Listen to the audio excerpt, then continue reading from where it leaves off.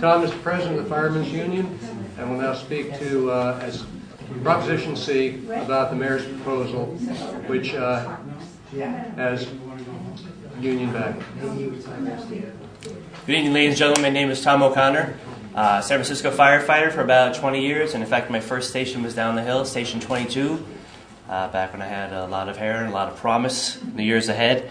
Now I'm also the unfortunate president of the Firefighters Union. Not a very fun time to be in labor, but very proud to be here tonight to speak to you about the consensus ballot measure that we've been working on for months and months. And just to give you a brief history, we made a promise to the voters last year after Proposition B that if we were to defeat it, we would sit down immediately and try to find a solution. And we kept that promise. Within days of the election, the group that fought Jeff Adachi on Proposition B, we sat down and we said, okay, how big is this problem? We sat down with Dennis Herrera, the city attorney. We sat down with Sean Ellsburn from the retirement board. We sat down with all the labor leaders in town. We sat down with Warren Hellman, the billionaire investor. We said, what do we do? How big is this problem? And it's kind of fun working with billionaires like Warren Hellman because if you need something, he snaps his fingers. So we needed actuaries, and boom, he flew in some actuaries from Chicago, and they were there helping us. We looked at the numbers, we looked at how big the problem was, and we said, okay, how far can we push it to solve the problem? Jeff conveniently forgets to mention a few things, like you can only go so far legally in trying to take money from city employees.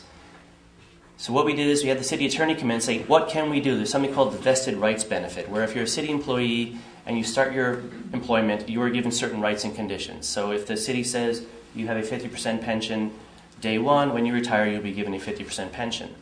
If they want you to pay more during your work history, there has to be a give and take. You can't just take and make the employee pay more unless there's some benefit they could get on the other side.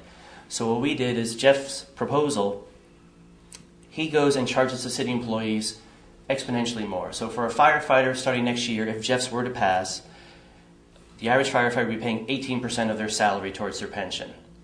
This is on top of taking a 4% pay cut last year, a 4% pay cut the year before, and I'll get into Jeff's backroom deal about firefighters and police officers later, but you're looking at nearly 22% of a firefighter's paycheck would be gone day one. That would be patently illegal if there isn't something on the back end where if the pension fund were overfunded, then a firefighter and city worker could pay less into the pension. So there's a give and take with vested rights. It's called Allen versus Long Beach. It was decided many years ago.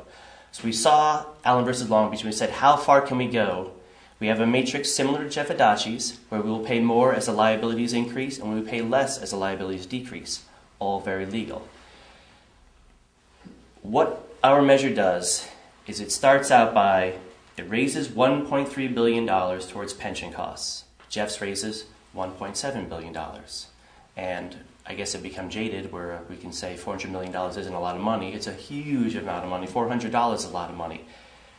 But Jeff's measure would never be enacted because it is illegal. He doesn't address the vested rights benefit. So if Jeff's were to get more votes than ours, city employees would pay nothing next year. And this big sinkhole of pension liabilities would grow increasingly bigger because nothing is going into the pension system to try to stop this bleeding. The Proposition C, the consensus reform measure, also addresses healthcare costs. Jeff said it was 0.25 percentage point towards healthcare. It goes up every year until it's 1% from the employee, 1% from the employer, and it raises nearly $50 million annually to address that $4 billion liability that Jeff is talking about. We also made sure that city workers have to work longer to get their pension, just like Jeff Adachi's does. We also made sure that there's a capping of pensions, just like Jeff Adachi's does. Jeff caps it at 140. We cap it at 75% of the IRS limit. I think it's roughly 160. I'd have to get those actual numbers. Still a lot of money, but we're addressing the same issues. It uses a sliding scale, like Jeff's does, to protect the lowest paid employees. The more money you make, the more you pay into the pension. The more you get out of the pension, the more you pay into the pension. And Jeff likes to say that the $50,000 worker is going to pay as much as the $100,000 worker. There's about 5 people in the city of San Francisco that are paid $50,000 by the city. Most every employee is between $80,000 and $100,000. So we capture that right there. It's very expensive to live here. I mean, this is why we're paid that much money. The measures are virtually a shadow of each other. The difference is 5% at the end of 10 years. We are going to war over a 5% difference in the total pension cost that employees and the employer will pay. It is virtually insignificant. And again, and it's not a threat tactic, but Jeff's measure is illegal. Now, the way he went about collecting the signatures, he flew people in from Detroit and paid them $5 a signature and put them up in a hotel in South San Francisco. He's funded by two billionaires, Michael Moritz and George Hume, who are the same people that are backing all the candidates in Wisconsin and the same people that are backing all the candidates in Ohio. This is a Republican attempt to vilify city workers and to try to take away the workers' rights that they fought for so many years over.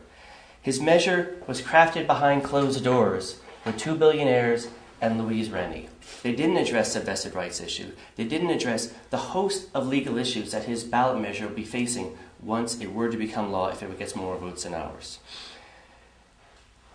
And it's also full of little loopholes like the lawyer loophole. Right now, a city employee can vest after 5 years, wait till they're 50, and then start collecting their money. The city will match their money plus pay them interest. We thought that was ridiculous that you could come to work for San Francisco for 5 years, get health care for life, and get a veritable annuity from the age of 50 on. We addressed that and we closed it. You have to work 10 years, you get the money that you paid into it, plus a small amount of interest, and that is it. The lawyer's loophole is gone. So we've addressed the very same issues that Jeff has addressed, and we've tried to do so in an open and transparent way, and we've done it with every elected official in City Hall. Now, when Jeff talks about that backroom deal that the mayor gave us if we agreed to his pension measure, we had been working on the pension measure before Ed Lee was the mayor. Ed Lee came to this late in the process, and the reason why we gave back that raise for the third year in a row. The mayor didn't give us that raise. That's a raise from 2007 that was given back in 2008, given back in 2009. We took some in we gave it back in 2009, 10, and 11. It's the same raise for 3 years that we've been giving back. And the 4% raise he's talking about, we took a 3% raise, and we put it right back into the pension fund. The additional 1% raise, we'll get that in January, and it will cost the city 0.5%. Now, when Jeff spoke before San Francisco Planning and Urban Research, he mentioned the same backroom deal, and Sean Ellsburn was there.